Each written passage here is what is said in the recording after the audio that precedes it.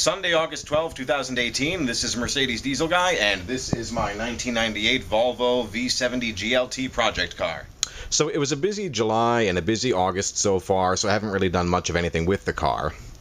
Last week into last weekend, my focus really was on getting the car in here so I could work on it. The garage was a mess from several previous projects.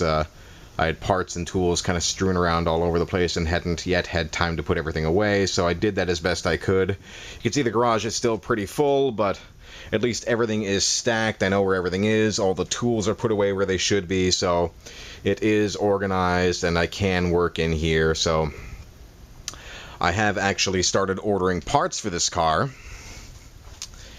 and gonna get to work. Hopefully I'll do a little bit today, but otherwise it should be reasonably soon. You can see here's the new lower radiator hose. I actually have a brand new driver's window switch panel that goes in the door, but I'm still thinking I may be able to fix the old one. I've got the new sway bar links here, timing belt kit here, other various pieces here. So this isn't the sum total of what I'm going to be doing with the car. I'm going to be basically doing the tune-up items and a bit of brake work. I haven't ordered any of the brake parts yet.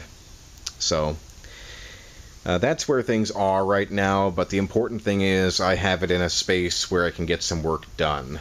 So it's tight quarters as usual, but there's nothing directly next to the car. There's nothing underneath the car, so I can work with this.